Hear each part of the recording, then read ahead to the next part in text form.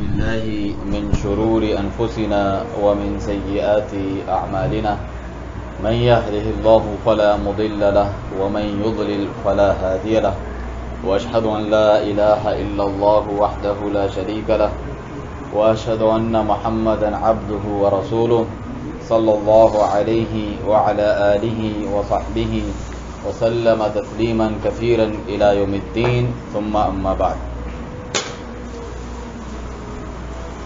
ہر قسم کی بڑائی، تعریف، کبریائی، پاکیاں اللہ سبحانہ و تعالی کے لیے لائق اور زیبا ہے، جو تمام کائنات کا خالق ہے، مالک ہے، رازق ہے، تمام کائنات دنیا جہاں کو چلانے والا ہے، جنوں انس کو پیدا کرنے والا ہے، ان کو روزی دینے والا ہے، زندگی موت کا مالک ہے، ہر چیز کی تدبیر کرنے والا، اسے چلانے والا اللہ تعالیٰ ہے، مشکل کشائی کرنے والا، حاجت روائی کرنے والا اللہ تعالیٰ ہے.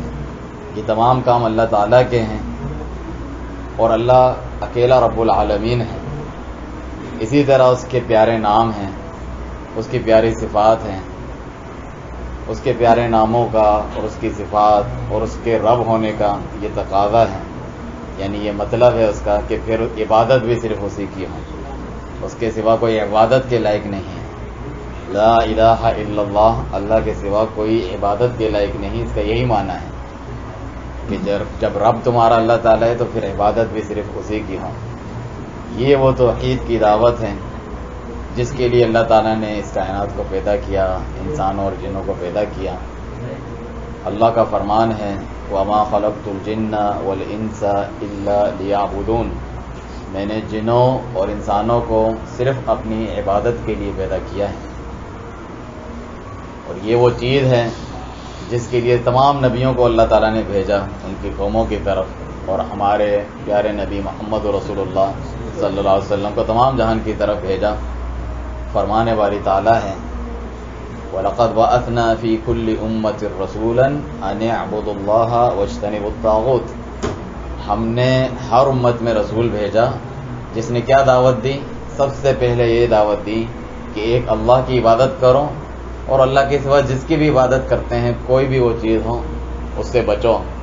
یہ توحید ہے اور یہ شرک سے بچنے کی دعوت ہے جو تمام نبیوں نے دی، اور ان کی سب سے پہلی آخری یہی دعوت تھی.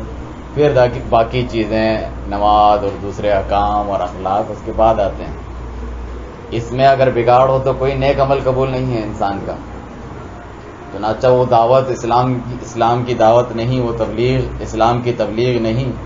اگرچہ وہ بہت اچھی لگتی ہو، لوگ اس کو اسلام کی دعوت کہتے ہوں، اسلام کی تبلیغ کہتے ہوں، جو توحید کی دعوت نہیں دیں اور شرک سے لوگوں کو نہیں روکیں، جبکہ تمام نبیوں کا، رسولوں کا یہی مشن ہے. اور اس کے بغیر تمہارا کوئی نیک عمل قبول نہیں. کسی کو پکڑ کے اگر آپ نماز کا پابند بنا بھی دیں، کسی کو برائی سے روک کر، بدکاریوں سے روک کر اچھے اخلاق وہ اپنا بھی لیں، لیکن اس کا کوئی عمل اللہ کے ہاں قبول نہیں جب تک وہ صحیح ایمان نہیں لاتا، توحید کو نہیں اپناتا. اللہ تعالیٰ کا فرمان ہے کہ ان اللہ لا یغفر ان یشرک بہ، اللہ تعالیٰ ہرگز بھی نہیں بخشتا کہ اس کے ساتھ کسی کو شریک کیا جائے. وَيَغْفِرُ مَا دُونَ ذَلِكَ لِمَن يَشَاءُ، اس کے علاوہ اس سے کم جتنے بھی گناہ ہیں، کتنے بھی بڑے کیوں نہ ہوں، شرک سے کم جتنے بھی گناہ ہیں، جس کے لیے چاہے بخش دیتا ہے. تو عقل کا تقاضا یہ ہے، دین کی بات یہ ہے کہ اس چیز پر زیادہ توجہ دیں کہ جس کی وجہ سے آپ کے عمل قبول ہوتے ہیں، جس کے نہیں ہونے سے عمل ہی قبول نہیں ہوتے ہیں اور محنت ضائع ہو جاتی ہے، اعمال برباد ہو جاتے ہیں. اللہ تعالیٰ اپنے پیارے پیغمبروں کا ذکر کر کے فرماتا ہے وَلَوْ أَشْرَكُوا لَحَبِطَ عَنْهُمْ مَا كَانُوا يَعْمَلُونَ، کہ اگر انہوں نے بھی بالفرض شرک ان سے ہو جاتا تو ان کے سارے اعمال برباد ہو جاتے ہیں، ختم ہو جاتے ہیں. تو ایک عام انسان کی کیا حیثیت ہے؟ خود ہمارے پیارے نبی محمد صلی اللہ علیہ وسلم کو بھی مخاطب کر کے فرمایا وَلَقَدْ أُوحِيَ إِلَيْكَ وَإِلَى الَّذِينَ مِن قَبْلِكَ، ہم نے تمہاری طرف بھی وحی کی، تم سے پہلے نبیوں کی طرف بھی یہ وحی کی، پیغام بھیجا. لَئِنْ أَشْرَكْتَ، اگر تم نے بھی شرک کیا، لَيَحْبَطَنَّ عَمَلُكَ، تمہارا عمل برباد ہو جائے گا. عمل کرتے رہو، تھکتے رہو، قبول نہیں ہے اللہ کے یہاں، ضائع ہو جائے گا. وَلَتَكُونَنَّ مِنَ الْخَاسِرِينَ، اور تم بھی خسارہ پانے والوں میں سے ہو جاؤ گے۔ یہ کتنی اہم چیز ہے۔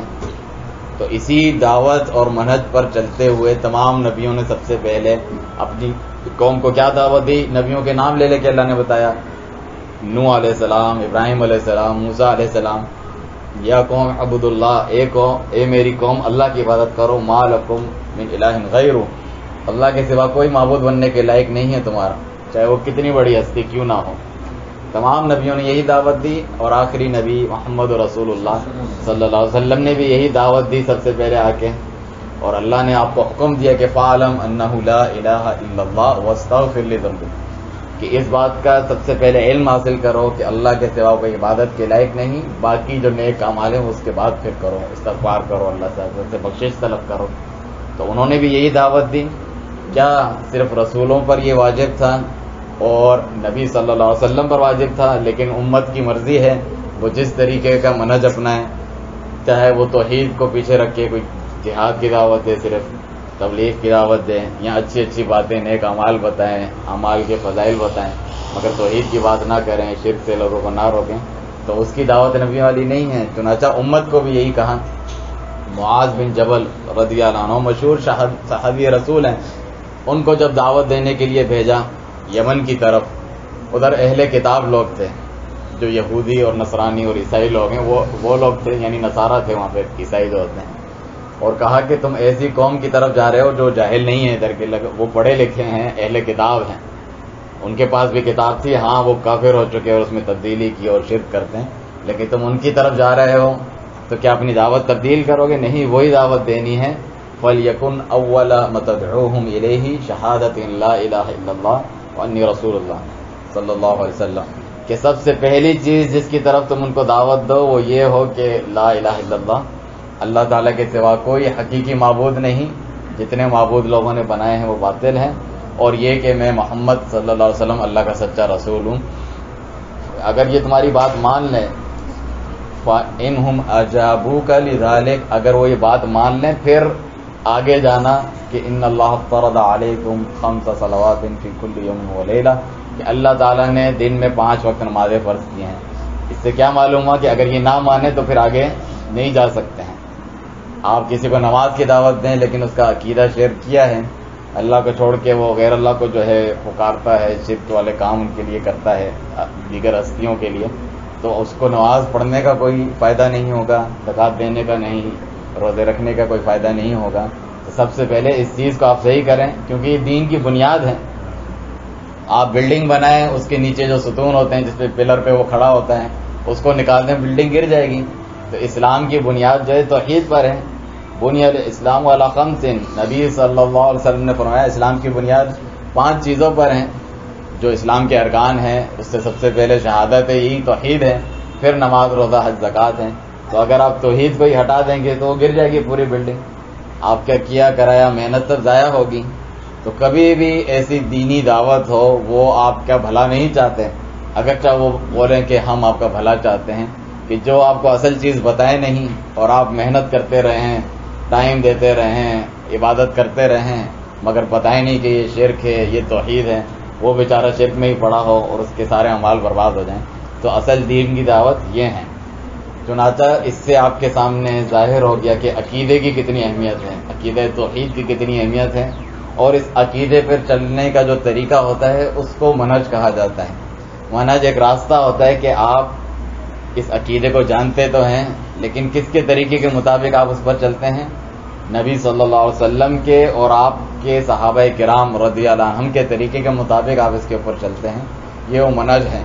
چنانچہ یہ چیز اتنی اہم ہے، کوئی غیر اہم چیز نہیں ہے کہ میں دوسری دینی باتیں آپ کو بتاؤں، لیکن یہ عقیدہ اور منہج اتنا اہم معاملہ ہے جو آپ کے کھانے پینے سے بھی زیادہ اہم ہے۔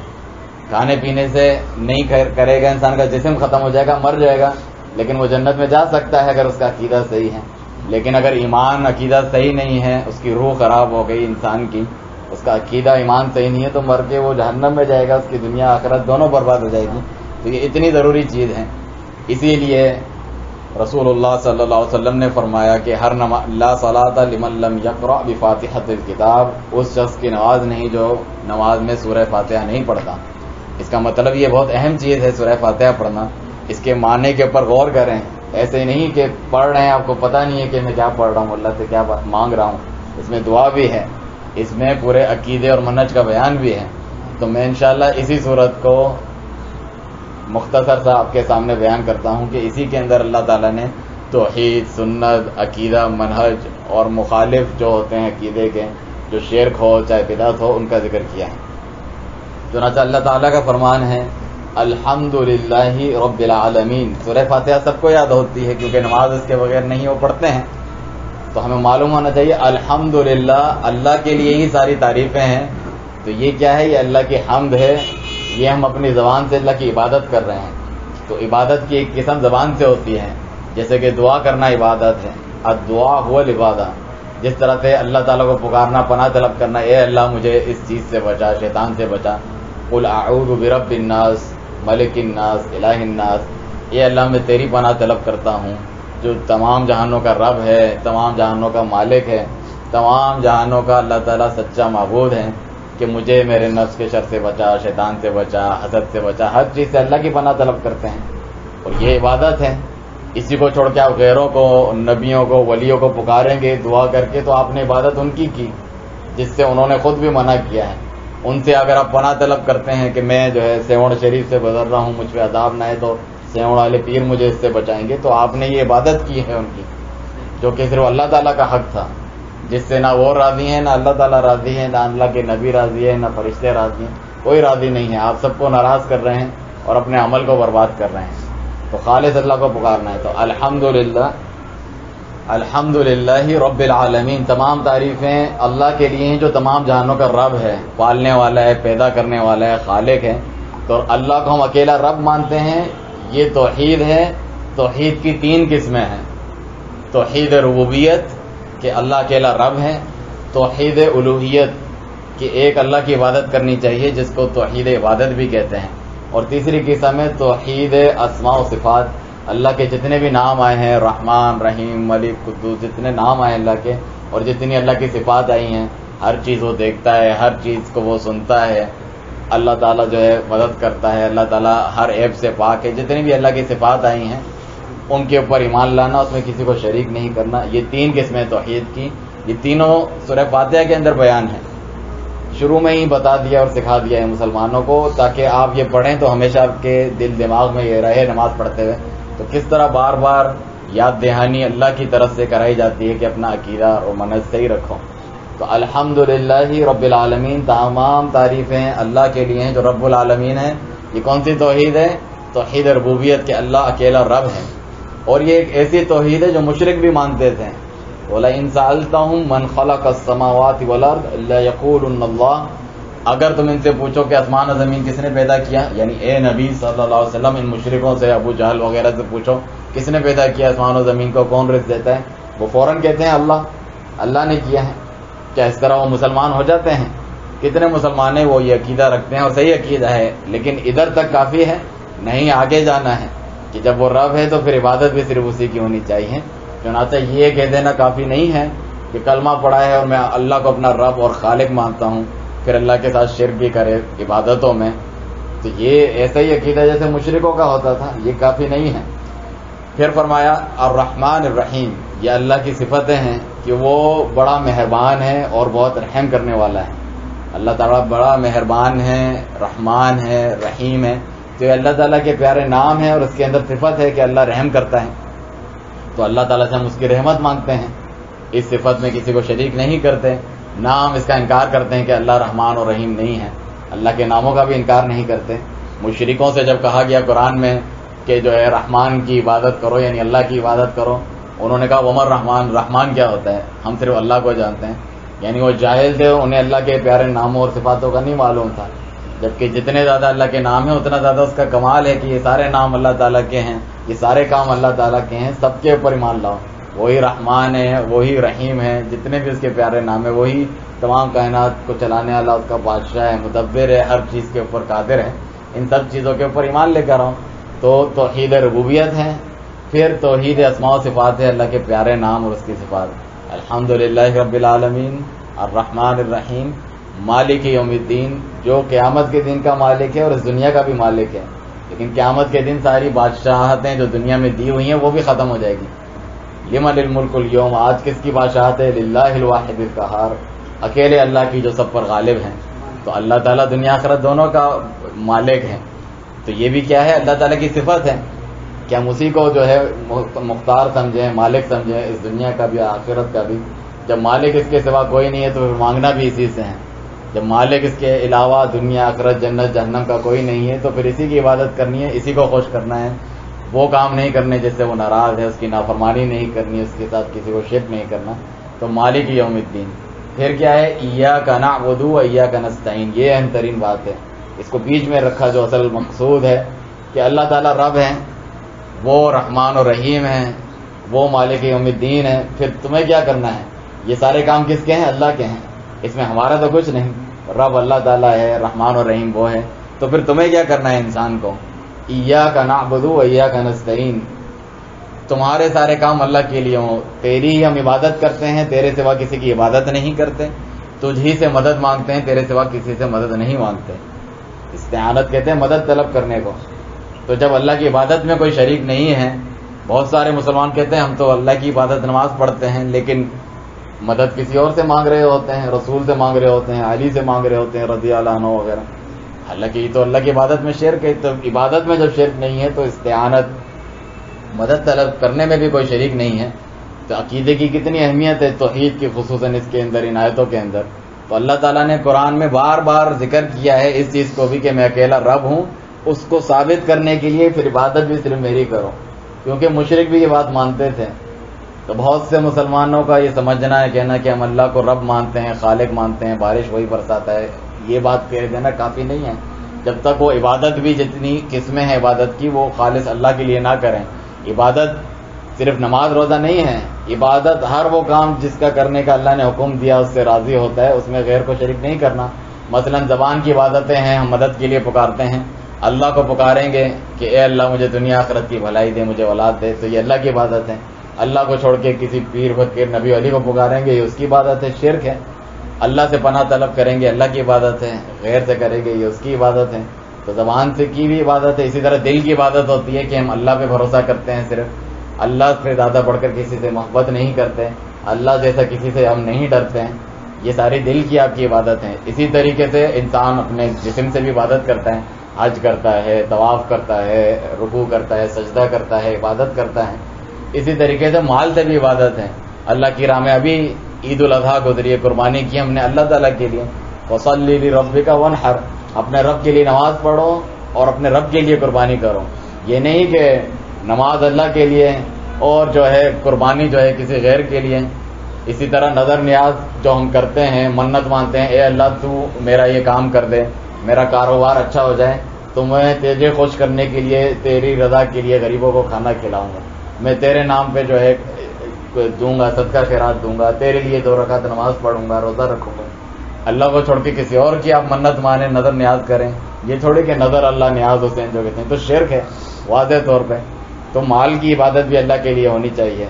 جو التحیات للہ والصلوات والطیبات جو ہم نماز میں پڑھتے ہیں، اس کا یہی معنی ہے کہ ہر قسم کی عبادتیں، چاہے وہ مال کی ہوں، زبان کی ہو یا جسم کی ہوں، ساری اللہ تعالیٰ کے لیے ہیں. تو یہ لا الہ الا اللہ کا صحیح معنی اور مفہوم ہے جو سورہ فاتحہ میں ذکر ہوا ہے. تو یہ عقیدے کی بات یہاں پر ذکر ہوئی. پھر اللہ تعالیٰ سے دعا کی جاتی ہے، ایاک نعبد و ایاک نستعین اہدنا الصراط المستقیم. اے اللہ ہمیں سیدھی راہ کی ہدایت دے، اس پر چلا بھی، اس پر باقی بھی رکھ، اس کی ہدایت دے. تو صراط مستقیم کیا ہے؟ فلانا جو فرقہ ہے یا فلانا جو جماعت ہے یا کوئی فلاں بڑا آدمی کہتا ہے کیا وہ صراط مستقیم ہے؟ کیا وہ سیدھی راہ ہے؟ ہر کوئی کہتا ہے ہم سیدھی راہ کے اوپر چل رہے ہیں، دوسرے لوگ گمراہ ہیں، میں صحیح ہوں دوسرے صحیح نہیں ہیں، میری طرف آؤ. لیکن اللہ نے چھوڑ نہیں دیا اس دعا آپ کو بتا کے، اہدنا الصراط المستقیم، ہمیں سیدھی راہ کی طرف ہدایت دے. آگے بتا بھی دیا وہ سیدھی راہ کون سی ہے. یہاں سے آپ کو صحیح مسلک، منہج، صحیح راستہ معلوم چلے گا. جس طرح عقیدہ معلوم چلا اسی طرح آپ کو منہج بھی یہاں پہ معلوم چلے گا کہ اہدنا الصراط المستقیم. اور ان لوگوں سے بڑھ کر کم عقل کون ہے کہ جو خود اللہ سے دعا بھی کرتا ہے ان چیزوں کی اور بعد میں خود اس کے خلاف چل بھی رہا ہوتا ہے. اسے پرواہ نہیں کہ صراط مستقیم سیدھی راہ کیا ہے. اسے پرواہ ہی نہیں کہ شرک اور توحید کیا ہے، اور نماز میں کھڑے ہو کے سورہ فاتحہ بھی پڑھ رہے ہیں، تو اسے سمجھ کے یہ پڑھنا چاہیے۔ ہو ہی نہیں سکتا کوئی سمجھ کے اور اس کو مان کر پڑھے اور پھر وہ گمراہی کا شکار ہو جائے اپنے عقیدے میں، اپنے طریقے میں۔ چنانچہ اہدنا الصراط المستقیم، اے اللہ ہمیں سیدھی راہ کی ہدایت دے، صراط الذین انعمت علیہم، ان لوگوں کی راہ جن پر تیرا انعام ہوا، جن سے اللہ خوش ہوا، ان کو انعام دیے، دنیا اور آخرت کی کامیابیاں دیں۔ وہ کون لوگ ہیں؟ وہ صحابہ کرام ہیں، رسول اللہ صلی اللہ علیہ وسلم کے پیارے ساتھی صحابہ کرام، اہل بیت جتنے بھی ہیں وہ اس کے اندر داخل ہیں، اور جو اچھے طریقے کی ان کی پیروی کرتے رہے۔ اس کی دلیل کیا ہے؟ اللہ تعالیٰ خود فرماتا ہے سورۃ النساء میں کہ وَمَن يُطِعِ اللَّهَ وَالرَّسُولَ فَأُولَٰئِكَ مَعَ الَّذِينَ أَنْعَمَ اللَّهُ عَلَيْهِم مِّنَ النَّبِيِّينَ وَالصِّدِّيقِينَ وَالشُّهَدَاءِ وَالصَّالِحِينَ وَحَسُنَ أُولَٰئِكَ رَفِيقًا، کہ انعمت علیہم جو سورہ فاتحہ میں ہے جن پہ انعام ہوا، اس کی تشریح سورہ نساء میں ہے۔ قرآن کی ایک آیت دوسرے کی تشریح کرتی ہے، نبی کا ایک فرمان دوسرے کی تشریح کرتا ہے، نبی کا فرمان قرآن کی تشریح اور تفسیر کر کے واضح کر کے بیان کرتا ہے۔ تو فرمایا کہ جو بھی اللہ اور اس کے رسول کی پیروی کرتے ہیں وہ کن کے ساتھ ہوں گے؟ جن پر اللہ نے انعام کیا۔ وہ کون کون ہیں؟ اللہ نے نام لے کے بتایا، من النبیین، نبی جتنے ہوتے ہیں، والصدیقین، اور جتنے صدیق ہوتے ہیں جیسے کہ ابو بکر صدیق ہیں رضی اللہ عنہ، والشہداء، اور جتنے اللہ کی راہ میں شہید ہونے والے ہوتے ہیں جیسا کہ عمر، عثمان و علی رضی اللہ عنہم اور ان کے طریقے پر چلنے والے ہیں، والصالحین، اور جتنے بھی نیک صالح لوگ ہیں جو ان کے طریقے پہ چلتے ہیں۔ تو یہ ہیں وہ سلف صالحین جو آپ سنتے ہیں، سلفی منہج، سلف صالحین، گزرے ہوئے اچھے نیک لوگ جو ہوتے ہیں، جو کتاب قرآن و سنت پر چلتے آئے ہیں، ان کے راستے پر چلنے کی آپ ہر نماز میں دعا کرتے ہیں، اے اللہ ہمیں صحیح عقیدے پہ چلا، ہمیں سلف صالحین کے طریقے اور منہج کے اوپر چلا، سلفی منہج کے اوپر چلا۔ تو یہ وہ لوگ ہیں جن پر اللہ تعالیٰ نے انعام کیا۔ اور آگے پھر ساتھ میں جو اس کے مخالف ہیں اس کی بھی اللہ سے دعا ہے، جس طرح اللہ سے دعا کرتے ہیں اللہ ہمیں توحید پہ چلا، اسی طرح ہمیں شرک سے بچا، وَجُنُوبْنِي وَبَنِيَ أَن نَعْبُدَ الْأَصْنَامَ۔ ابراہیم علیہ السلام جو توحید کے امام، وہ دعا کرتے ہیں کہ مجھے شرک سے اور میری اولاد کو بچا، بتوں کی عبادت سے بچا۔ اسی طریقے سے جو سلف کا طریقہ ہے، منہج ہے، اس کے خلاف جو لوگ گئے ہیں ان سے بچنے کی پھر دعا ہے، غیر المغضوب علیہم ولا الضالین، غیر المغضوب علیہم، ان کی راہ پہ ہمیں نہیں چلا جن پر تیرا غضب ہوا۔ کن پر اللہ کا غضب ہوا؟ وہ لوگ جن کو علم تو دیا گیا وہ اس کے اوپر عمل نہیں کرتے ہیں، انہوں نے سنی ہے وہ چیزیں، اس کے اوپر عمل نہیں کرتے، جیسے کہ یہودی لوگ، انہیں اچھی طریقے سے پتہ ہے کہ یہ نبی اللہ تعالیٰ کے سچے نبی ہیں، یعرفونہ کما یعرفون ابناہم، اس طرح جانتے ہیں جس طرح اپنے بچوں کو جانتے ہیں۔ اپنے بچوں کا نام کوئی بھولتا ہے؟ تو وہ نبی محمد صلی اللہ علیہ وسلم کو اپنی کتابوں میں دیکھتے تھے کہ یہ نبی آئے گا، یہ اس کے کام ہے، صفت ہے، اچھی طرح جانتے تھے، مگر اپنے حسد کی وجہ سے نہیں ایمان لے کر آئے۔ تو جو اپنے علم کے اوپر عمل نہیں کرتے وہ مغضوب علیہم ہیں، جن پر اللہ کا غضب ہوا۔ اور ایسے لوگوں کی راہ پہ بھی نہ چلا، الضالین، جو گمراہ ہیں۔ گمراہ کون ہیں؟ جن کے پاس جو بغیر علم کے عمل کرتے ہیں، جس کو ہم دین میں نیا کام بدعت کہتے ہیں۔ فی الحال کام بڑا اچھا ہے، جیسے میلاد منا رہے ہوتے ہیں دوسرا، کیا یہ سنت سے ثابت ہے؟ کیا نبی صلی اللہ علیہ وسلم، آپ کے خلفائے راشدین صحابہ نے ایسا کیا؟ کیا تم ان سے زیادہ اچھے ہو اللہ کے ہاں؟ کیا تم ان سے زیادہ نیکی کما سکتے ہو جبکہ ان کے طریقے پر چلنے کا تمہیں حکم ہے، جس سے آگے پیچھے نہیں ہونا تمہیں؟ تو اس طرح نہیں ہو سکتا۔ تو الضالین جو گمراہ ہیں، بغیر علم کے عمل کرتے رہتے ہیں، بس ہر چیز کو صحیح سمجھ کے، نیکی سمجھ کے کرتے رہتے ہیں، ان کے راہ پہ بھی نہ چلا۔ جس طرح نصارہ تھے، ان کو بڑی محبت، نبیوں سے محبت، عیسیٰ علیہ السلام سے بڑی محبت، رسول سے، آج یہی کہتے ہیں نا ہم تو عاشق رسول ہیں، محبت ہے، پھر اس میں جو چاہے وہ کام کریں، شرک بھی کریں، بدعت بھی کریں، ایسا نہیں ہے۔ انہیں بھی عیسیٰ علیہ السلام سے محبت ہے، لیکن نعوذ باللہ اللہ کا بیٹا کہتے ہیں، یہ تو شرک ہے کہ لم یلد ولم یولد، اللہ نے کسی کو اپنا بیٹا نہیں بنایا، نہ وہ خود کسی کا بیٹا ہے، نعوذ باللہ۔ تو وہ تو محبت میں کر رہے ہوتے ہیں، لیکن اللہ کو یہ محبت عقیدت نہیں ہے قبول، نہ عیسیٰ علیہ السلام کو قبول ہے، یہ تو شرک ہے۔ تو الضالین، گمراہوں کے راہ پہ بھی نہ چل۔ اسی کی تشریح کرتے ہوئے رسول اللہ صلی اللہ علیہ وسلم نے یہ بات فرمائی کہ گمراہ ہو جائیں گی، امت میں بھی نئے نئے فرقے بنیں گے، اور سب کے سب جو ہے اپنے اپنے عقیدے کے مطابق کم یا زیادہ جہنم کی آگ میں جائیں گے، سوائے ایک فرقہ جو صحیح راہ پہ ہوگا، جو صحابہ کے طریقے پہ، وہ بچے گا۔ فرمایا کون بچنے والا ہے گمراہی سے اور جہنم کی آگ سے؟ فرمایا ما انا علیہ واصحابی، جس پر آج میں اور میرے صحابہ ہیں۔ یہی قرآن میں آپ دعا کرتے ہیں، اہدنا الصراط المستقیم صراط الذین انعمت علیہم غیر المغضوب علیہم ولا الضالین۔ اور رسول اللہ صلی اللہ علیہ وسلم نے آخر میں الوداعی خطاب کرتے ہوئے یہ فرمایا کہ تم میں سے جو زیادہ عرصے زندہ رہے گا بہت سارا اختلاف دیکھے گا امت میں، جس طرح آج ہے، تو تمہیں چاہیے کہ میری سنت اور میرے خلفائے راشدین کی سنت کو مضبوطی سے تھام کے رکھنا، اور دین میں نئے نئے کام اور بدعات سے بچنا۔ یہ اسی کی تشریح ہے سورہ فاتحہ کی کہ ہم اس راہ کے اوپر چلیں اور قرآن و سنت پر اس طرح چلیں جس طرح صحابہ سلف صالحین چلتے آئے ہیں، تاکہ ہم اپنے نہ عقیدے میں، نہ عبادت میں، نہ آپس میں جو معاملات ہیں اس میں کسی میں گمراہی کا شکار نہ ہوں۔ اللہ تعالیٰ کا بھی فرمان ہے وَمَن يُشَاقِقِ الرَّسُولَ مِن بَعْدِ مَا تَبَيَّنَ لَهُ الْهُدَىٰ، جو رسول کی مخالفت کرے، ہدایت اس کو بتا بھی دی گئی، واضح ہو گئی ہدایت اس کے سامنے، پھر بھی رسول کی مخالفت کرتا ہے، وَيَتَّبِعْ غَيْرَ سَبِيلِ الْمُؤْمِنِينَ، مومنوں کی راہ کے علاوہ کوئی اور راہ چلتا ہے۔ اس دور میں مومنین کون تھے؟ صحابہ کرام، یعنی صحابہ کرام کے راستے کے علاوہ کوئی اور اپنا نیا راستہ اپناتا ہے جس کو وہ اچھا سمجھتا ہے، یا اس کے گروپ کا، اس کے فرقے کا کوئی بڑا ہے جس نے وہ راستہ بنا دیا جس پہ وہ چلتا ہے، تو یہ غلط کام کرتا ہے۔ نُوَلِّهِ مَا تَوَلَّىٰ، اللہ تعالیٰ بھی اس کو چھوڑ دیتا ہے، جہاں جانا ہے جاؤ، اسی طرح نہیں چھوڑ دیا جائے گا، بلکہ وَنُصْلِهِ جہنم، جہنم میں تمہیں پہنچائیں گے، وَسَاءَتْ مَصِيرًا، اور کتنا برا ٹھکانہ ہے۔ تو اللہ تعالیٰ سے دعا ہے کہ ہمیں صراط مستقیم پر ہمیشہ قائم رکھے، اس کا علم حاصل کر کے اس پر عمل کرنے اور اس میں ایک دوسرے کے ساتھ مل جل کر تعاون کرنے کی توفیق دیں۔